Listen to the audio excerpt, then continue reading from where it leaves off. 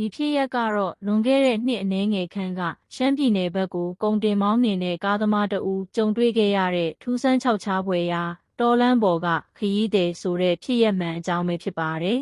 ။တောလမ်းပေါ်ကမဖိတ်ခေါ်ပဲရောက်လာတဲ့ခရီးသည်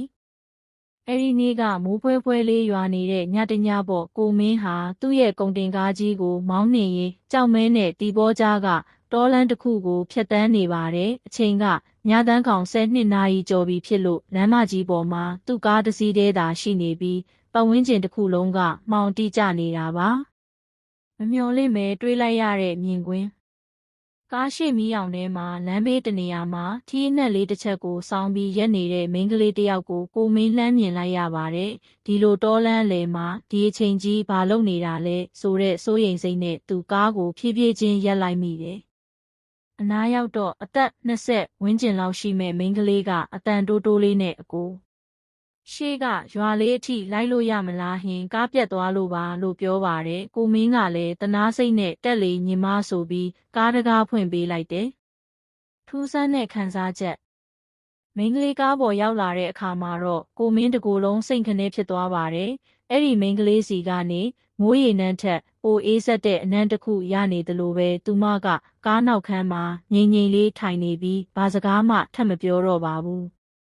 ကိုမင်းကအပြင်းပြေစကားစမြည်ပြောကြည့်ပေမဲ့သူမကတော့ဟုတ်ကဲ့ဆိုတဲ့စကားတခွန်းပဲပြန်ဖြေပါတယ်ကားမှန်ထဲကနေလှမ်းကြည့်လိုက်တိုင်းသူမဟာခေါင်းကိုငုံထားပြီးသပင်ရှည်တွေကမျက်နှာကိုဖုံးနေတာကိုပဲမြင်ရပါတယ်ပျောက်ကွယ်သွားခြင်းမိနစ်20လောက်မောင်းလာပြီးတဲ့နောက်မှာတော့လမ်းဘေးမှာဇေဒီအိုလေးတဆူရှိတဲ့နေရာကိုရောက်လာပါတယ်အဲ့ဒီအချိန်မှာမိန်းကလေးကအကိုဒီမှာပဲချပေးပါတော့လို့ပြောပါတယ်ကိုမင်းကညီမဒီနားမှာအိမ်လဲမရှိဘူးလေရွာအထိလိုက်ခဲ့ပါလားလို့တားပေမဲ့သူမကကားတကားကိုဖွင့်ပြီးဆင်းသွားပါတယ်ကိုမင်းကားပေါ်ကနေလှမ်းကြည့်နေတော့မှပဲထူးဆန်းတာကဆင်းသွားတဲ့မိန်းကလေးဟာလမ်းဘေးကဇေဒီအိုလေးဘက်ကိုရှောက်သွားရင်းနဲ့မြူခိုးတွေကြားထဲမှာရုတ်တရက်ပျောက်ကွယ်သွားတာပါပဲကားတကားပိတ်တန်တောင်မကြားလိုက်ရသလိုခံစားလိုက်ရပါတယ်